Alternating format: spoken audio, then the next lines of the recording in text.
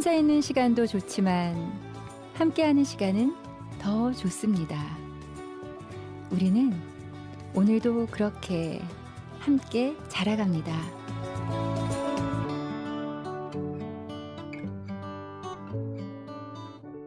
함께해서 좋은 시간, 팟캐스트 한 곳, 같이 읽고 싶은 책 한 권 시간입니다.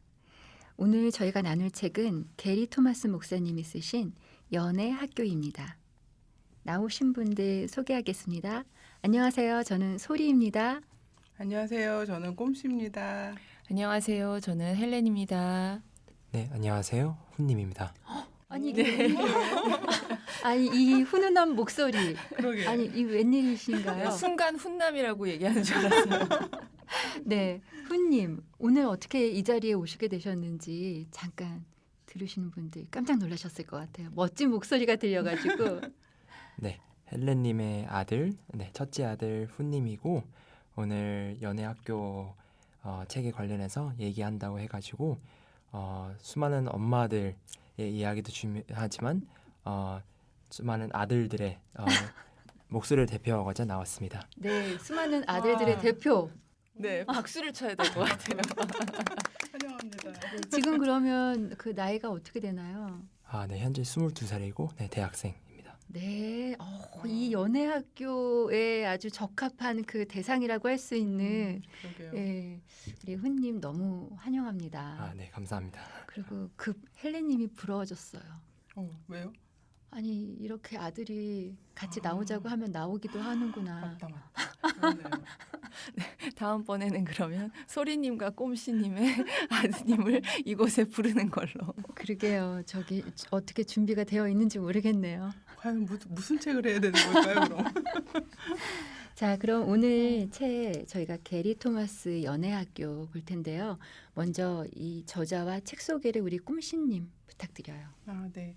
게리 토마스는 성경 영성, 교회사, 기독교 고전 그런 글을 쓰는 작가기도 하고 또 강연도 되게 많이 하는 분이래요. 그래서 우리나라에는 책이 점점 많이 번역이 되고 있는데 부모학교, 부부학교, 뭐 영성에도 색깔이 있다 이런 책부터 시작해서 최근에도 책들이 되게 많이 나오고 있어요. 그리고 이 책에서는 1부, 2부, 3부 세 부분으로 나누어서 이야기를 하고 있는데 평생을 좌우할지도 모를 순간의 선택. 무슨 옛날 광고 같은 느낌도 드시죠? 옛날 분들은 아실 텐데 예. 그래서 진짜 이 결혼이라는 게 어떤 건지 조금 약간은 이론까지는 아니지만 이런 거다 이렇게 처음에 설명해 주시고 두 번째는 그럼 이제 실제적으로 도대체 어떤 사람을 만나야 되는 거지 하면서 스타일도 뭐 체크도 해보고 이런 사람들 이렇게는 결혼하지 마라 그런 실제적인 이야기들 나오고요. 3부에서는 만날 때 꼭 해야 할 것들 그래서 약간은 아버지가 딸한테 아니면 뭐 조금 더 먼저 결혼하신 뭐 남자분이 연애를 지금 막 하려는 그런 사람들한테 얘기해주고 싶은 마지막 말들을 조금씩 이렇게 적고 있더라고요. 네. 그러면 여기 저자가 그 누구와 결혼할지보다 왜 결혼해야 되는지에 대해서 생각해보라고 하시는 것 같아요. 맞아요. 예. 왜 결혼에 대해서 결혼의 이유에 대해서 왜 생각하라고 하시는 거죠? 결혼?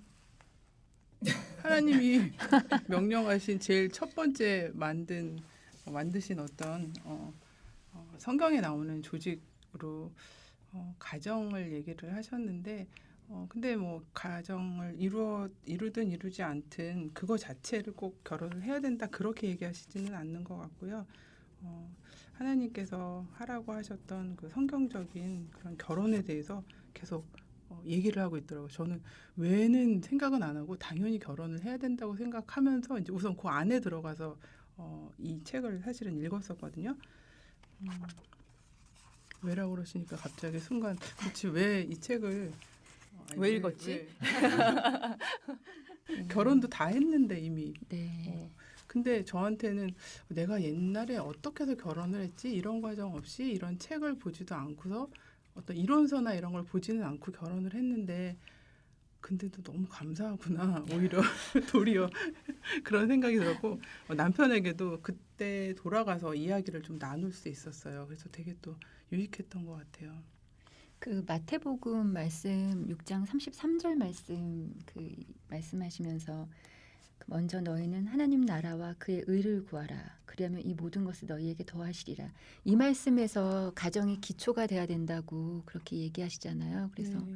목사님은 이런 비전을 함께 나눌 수 있는 상대인지 그런 걸 보라고 그렇게 얘기하시는 것 같았어요.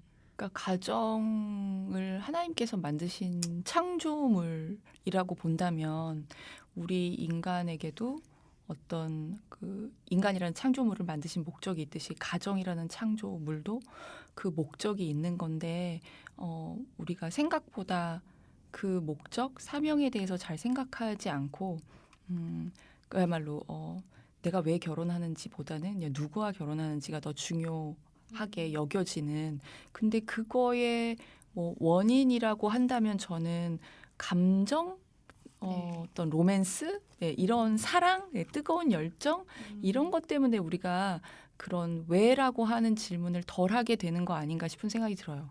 사실 왜라는 질문은 굉장히 이성적인 질문인 거잖아요. 예, 그 목적을 따지는 거는 근데 누군가를 좋아하고 누군가에 대한 마음이 끌리고 하는 부분 네, 어떤 감정이 이렇게 휩싸였을 때 그런 왜라는 질문을 던지게 되는 것 같지 않은?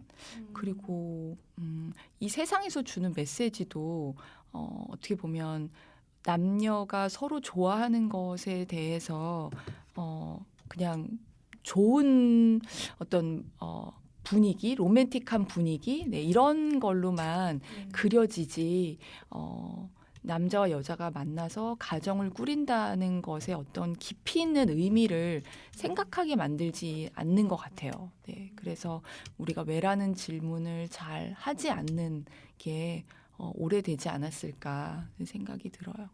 목사님이 그 소울메이트하고 소울메이트 그 발음이 똑같다고 하셨는데 이게 좀 그 발음 좋으신 우리 헬레님 한번 해봐 주세요. 갑자기 굉장히 당황스럽네. 네, 우리 손님한테 네. 부탁할까요? 소울메이트, 소울메이트. 네. 운명적인 반쪽을 찾는 것이 아니라 동반자 같은 짝을 찾으라고 하시면서 특별히 그 세 가지를 강조하셨는데 주는 사람, 그다음에 존경할 만한 사람, 그리고 예수님 안에서 안정되어 있는 사람, 성숙해가는 사람을 찾으라고 그렇게 구체적으로 얘기해 주셨더라고요. 그래서 책에 구체적으로 선택의 기준도 좀 체크해 볼 수 있는 그런 글들을 이렇게 좀 소개해 주셔가지고 지금 연애하고 있다면 상대 배우 그 연애 상대를 체크해 볼 수도 있을 것 같고요. 예, 실질적으로 좀 도움이 되겠다. 만약에 연애 상대가 있는 사람이라면 그리고 또 원하고 이런 생각도 들었어요. 자, 책을 어떻게 읽으셨나요? 우리 훈님 어떻게 읽으셨는지 궁금해요.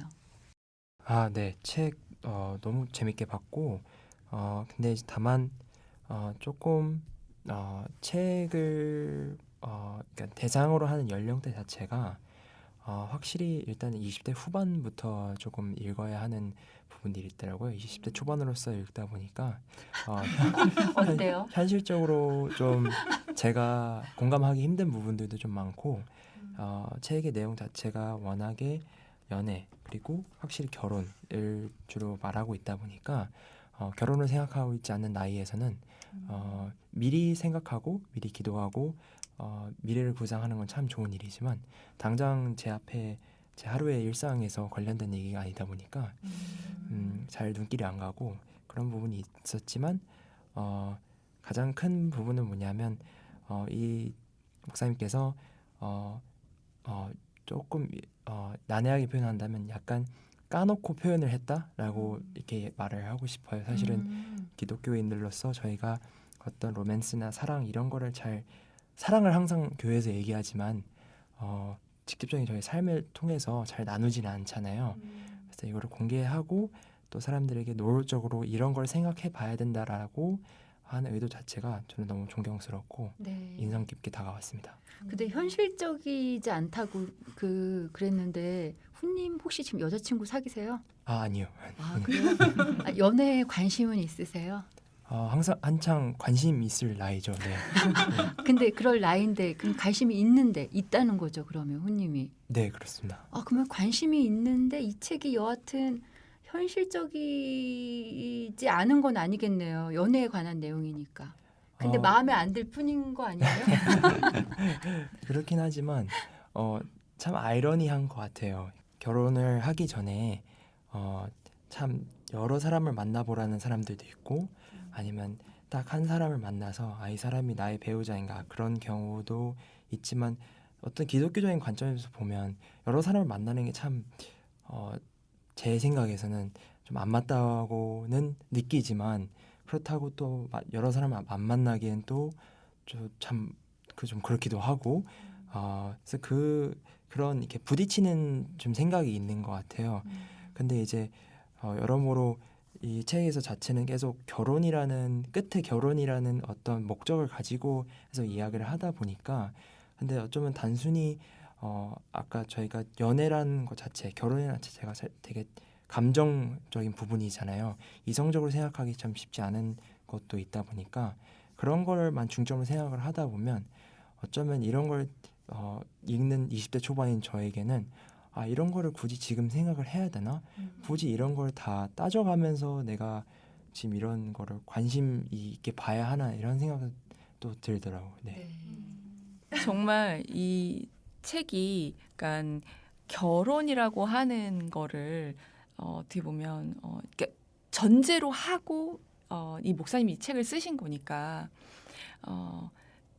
이 앞부분에 보면 이제 이분이 상담을 하시거나 만나신 여러 가지 이렇게 파탄 가정의 이야기가 나오는데 이분의 마음이 좀 느껴졌어요. 그러니까 그런 결혼을 해서 너무나 많은 갈등이나 뭐 이혼의 과정이나 뭐 여러 가지 어려움을 겪은 그런 부부들을 계속해서 만나다 보니 이분의 마음이 왜 이렇게 됐을까? 이건 어떻게 보면 결혼하기 전에 뭔가 어떤 생각을 좀 하고 정말 기도하고 좀 따져보고 해야 될 그런 과정이 하나도 없이 그냥 뭐 혼전 성관계든 뭐든 일단 뭐 결혼하자라고 한 다음에 문제가 생기는 걸 너무 많이 보셨기 때문에 사실 저는 사실 게리 토마스 목사님의 책을 많이 읽은 편은 아니에요. 근데 이 책에 있어서는 다른 책 어떤지 모르겠지만 제 느낌은 이분이 되게 감정적이시다라는 느낌이 들었어요. 그러니까 너무 안타까워서. 그러니까 깨진 가정들의 모습이 너무 안타까워서 그걸 어떻게 하면 막을 수 있을까 생각을 해보니 그 전에 이런 걸 좀 생각했으면 좋겠다라고 하는 그런 어떤 뭐랄까 어필을 굉장히 강하게 하셔서 그냥 순수하게 연애한다라는 표현 자체가 좀 이상하지만 결혼을 그렇게 심각하게 생각하지 않고 연애하는 사실 사람들은 훨씬 더 많을 수 있는데 그 사람들에게는 이 내용이 좀 부담스럽게 다가올 수도 있겠다라는 생각이 들었어요. 예. 그런데 헬렌님 말씀 들으니까 조금 왜 이 책을 이렇게 쓰셨는지가 이해가 되고 중간 부분에 정말 힘들었던 가정들, 잘 사는 가정들보다는 이런 이유로 여러 가지 이제 어려움을 겪는 그런 이야기들이 나오면서 임상에서 실제 현장에서 그런 가정들을 보시니까 그러셨겠다 싶고 사실 근데 그건 미국만이 아니라 우리나라도 2명 중에 1명이 이혼을 한다 그러는데 제가 작년에 도대체 몇 명이 결혼했나 봤더니 한 24만 명이 결혼을 했대요. 네. 근데 이혼은 또 11만 9천 얼마인가? 그러니까 거의 12만 명? 그럼 정말 절반. 아니 이렇게 결혼하는 분들도 많지 않지만 근데 그렇게 결혼을 했는데 그중에서 반 정도가 이혼을 하는데 기독교인이 그중에 1명도 없을 리는 없고요. 그렇죠. 굉장히 많은 수가 있을 텐데 그러면 너무 안타까운 그런 일들이 되게 많이 생기겠구나.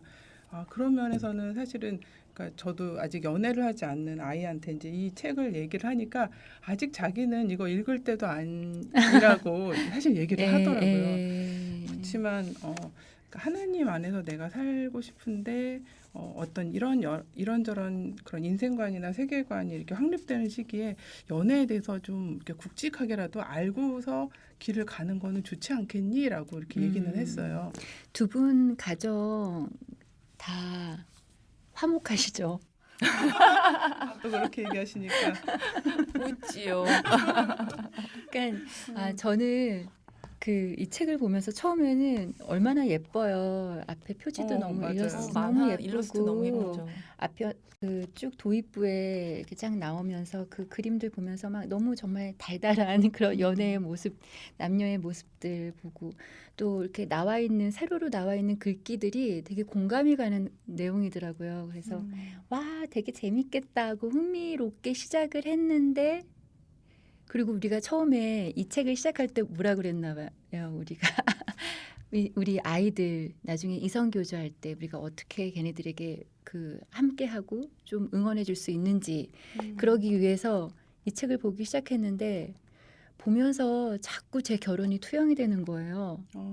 너무 여기서 말하는 열등한 동기로 결혼한 목사님이 그렇게 얘기하시잖아요. 그런 동기로 결혼했을 때 비유도 되게 참 재밌게 잘하시는 것 같아요.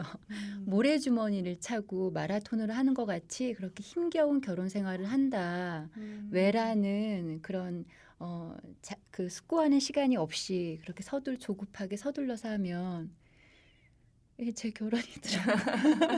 그러셨어요. 근데 사실 다 대부분 그럴 것 같아요. 그렇게 저 역시도 이런 걸 생각조차 못했었고 그 다음에 또 중요한 게 우리에게 어떤 뭐랄까 멘토나 모델이 되는 부모님의 어떤 결혼 생활이 굉장히 중요하잖아요.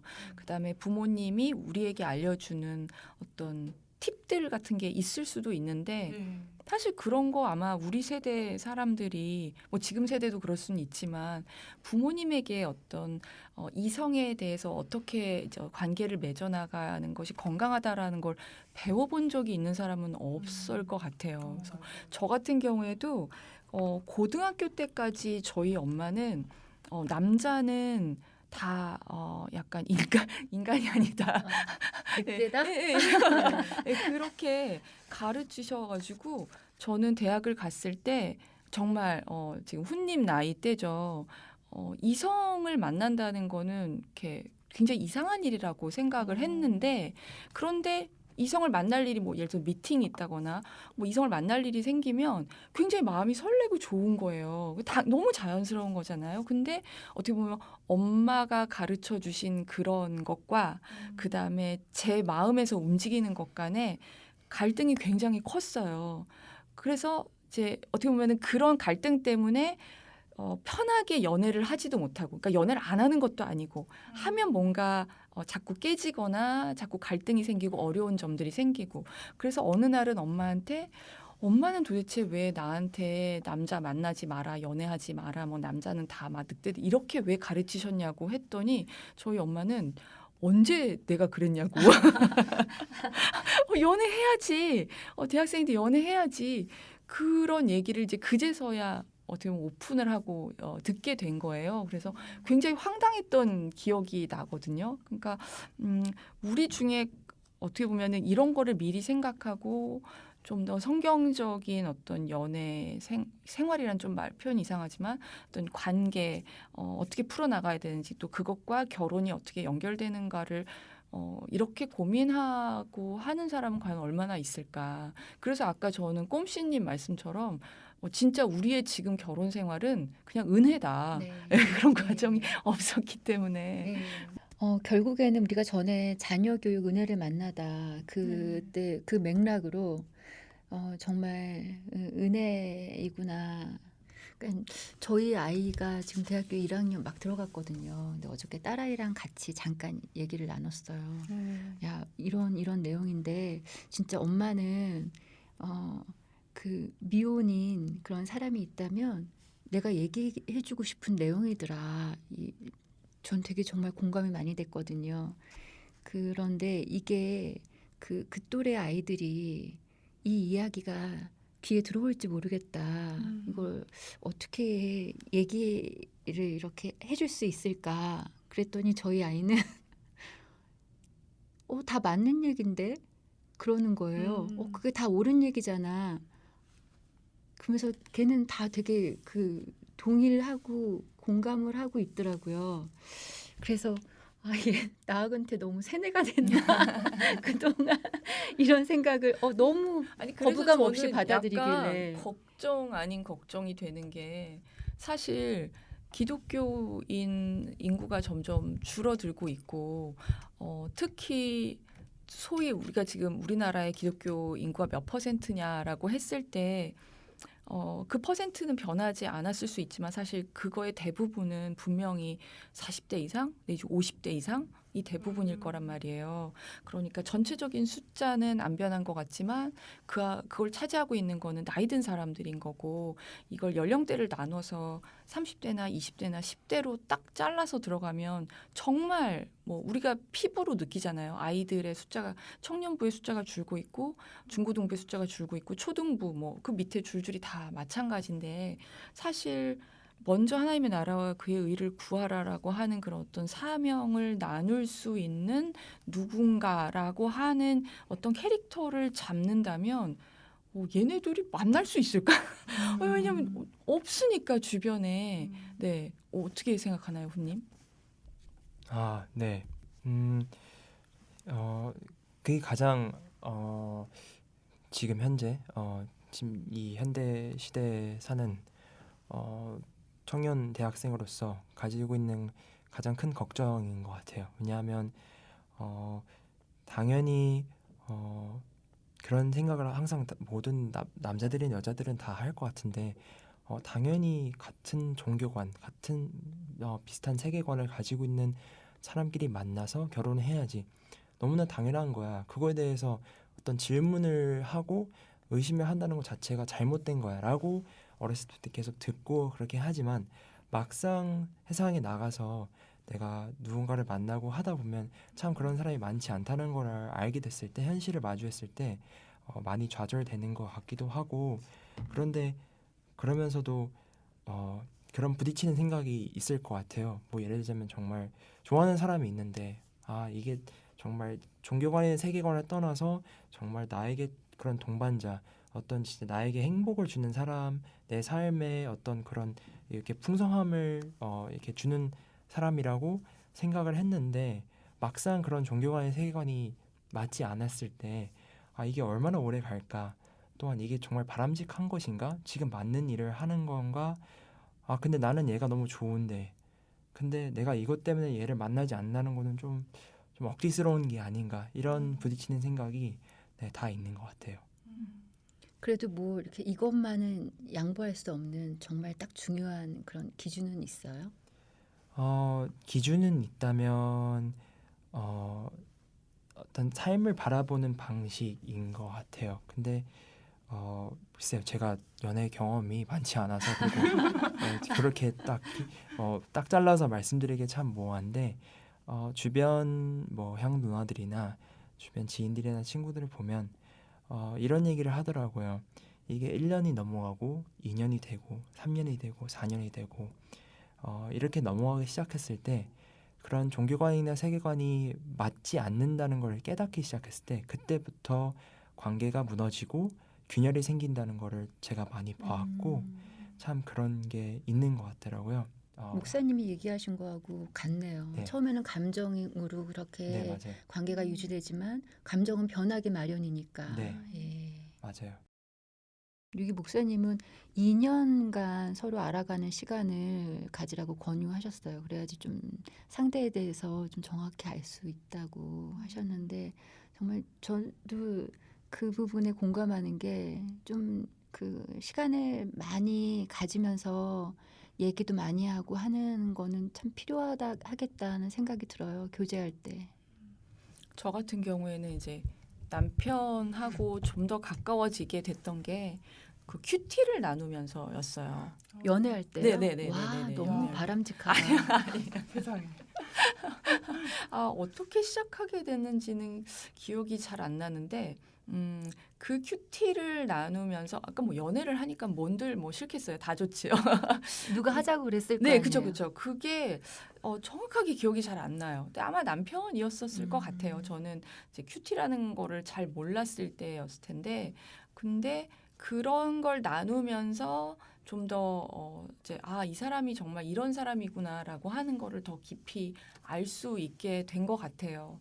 근데 이제 이런 과정을 거치는 커플도 있지만 이제 그렇지 못한 커플들도 굉장히 많은데 어떻게 보면 이제 약간 이제 끊어내지 못하는 그런 관계들을 계속 질질 끌고 가는 그런 커플들도 많이 있거든요. 예.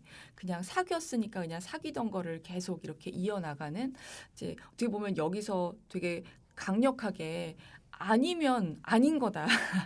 예, 나의 짝이 아니면 아닌 거다라고 이렇게 결혼까지 괜히 이거를 질질 끌고 가지 말고 그 전에 이렇게 끊어내야 맞아요. 된다라고 과감하게 하라고 하셨어요. 네, 하는데 그게 생각보다 쉽지 않을 것 같아요. 또 많은 커플들이 그래서 이제 질질 끌고 가고 또 하나 제가 보는 어떤 거는 사람들의 불안인데 이 사람이 아닌 것 같다는 생각은 드는데 헤어지면 또 다시 내가 사람을 만날 수 있을까? 사실 헤어지는 과정이 결코 그렇게 즐거운 과정도 아니고 보통 대부분 정말 눈물과 마음이 찢어지는 그런 과정을 거치는데 다시 내가 만날 수 있을까?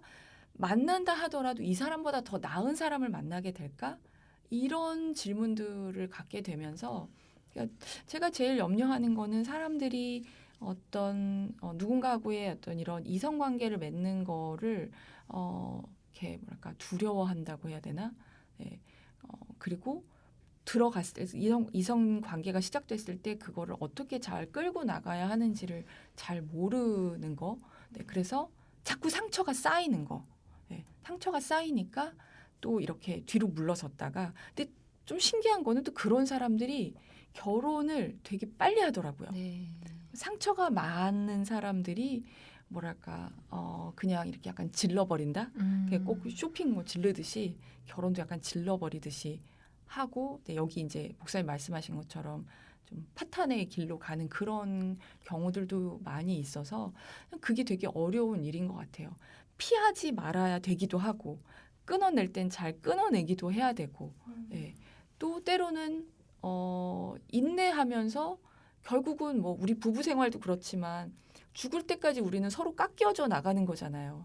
완벽한 누군가와 완벽한 내가 만나는 게 아니라 너무나 흠이 많고 허물이 많은 두 사람이 만나서 하나님 안에서 계속 어떻게 보면 씨름을 하는 건데 이제 그런 부분을 이렇게 잘 조절하지 못하는 그런 일들이 많이 벌어지는 것 같아서 네, 안타깝더라고요. 진짜 이 책을 읽고 완벽한 짝을 찾으려고 계속 그 사람을 살피고 단점을 찾아내고 얜 아니야 하고 또 다른 사람을 찾고 그렇게 될까봐 좀 우려스럽기도 하더라고요.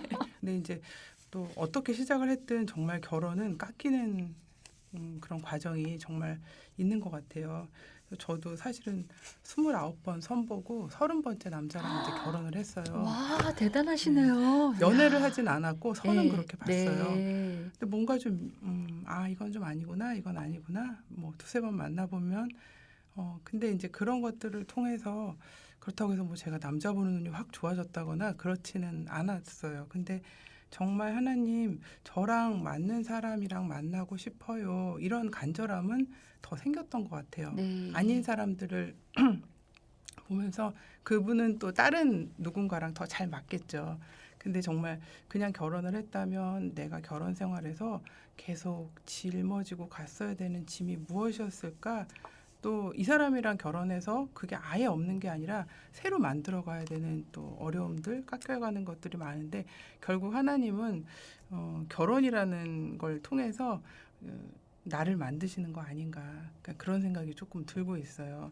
책의 뒷부분에 보면 어떻게 보면 그런 목사님께서 균형을 잘 잡아주셔서 그러니까 독신에 대한 이야기도 나오잖아요. 예. 그러니까 사실 결혼에 대한 이야기가 이렇게 많이 나오는데 독신에 대해서 굉장히 이제 성경적으로 잘 풀어주신 그 내용을 이 안에 포함시켰다는 게 저는 너무 감사하더라고요. 신선했죠. 네, 감사한 마음으로. 왜냐하면 이런 것들을 볼 때마다 상처받는 사람들이 있기 때문에 네. 계속 독신으로 사는 것이 그러니까 약간 죄를 짓는 것처럼, 그러니까 교회에서도 이렇게 어르신들이 결혼을 안 하는 사람들, 싱글로 계속 사는 사람들에 대해서 약간 정죄하듯이 말씀하시는 경우들도 있는데 여기서는 정말 그런 것도 하나님께서 또 그런 길을 마련해 주시는 사람들이 있다라고 하는 거를 잘 표현해 주셔서 조금 부담이 좀 줄어들지 않을까.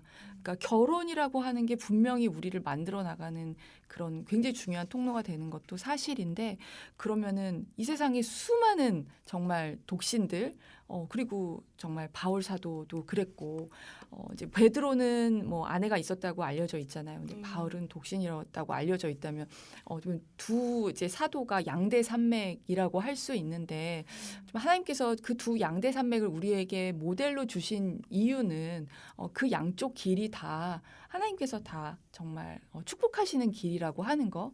근데 다만 자기의 상처 때문에 결혼을 피하는 거는 저는 정말 아닌 것 같아요. 네. 예, 그거를 구분할 수 있는 거는 이제 성령님께서 좀 빛으로 비춰주셔야 되지 않을까. 우리 책에서 인상적인 부분 좀 한번 읽어볼까요? 혹시 훈님 그 멋진 목소리로 좀 읽어주셨으면 좋겠는데. 후님이 멋진 목소리로 네, 읽어주실 부분은 네, 저는 여기를 부탁하고 싶어요. 당신은 하나님을 대신할 완벽한 짝을 찾는 게 아니다. 그것은 병적 의존이다. 당신은 이미 완벽하게 사랑받는 존재다.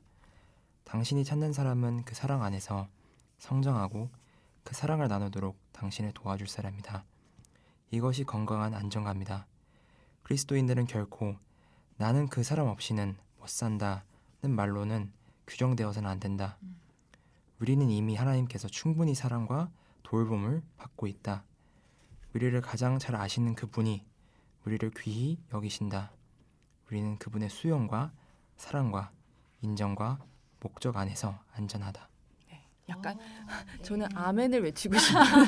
되게 좋네요. 몇 페이지에 있는 거예요? 92페이지예요. 92페이지? 좋네요. 저도 여기 302페이지 좋은데요. 훈님한테 또 부탁해도 될까요? 그러므로 심호흡하라. 하나님은 당신을 떠나지 않으신다. 누구와 결혼하느냐 당신에게 영향을 주지만 그 사람이 당신을 규정지을 필요는 없다. 인생의 이 시절을 맞이하면서 기쁨이나 경이나 행복을 잃지 마라. 삶이란 하나님과 손잡고 동행하는 여정이다. 물론 우리가 지혜롭게 걷는다면 더 바랄 게 없다.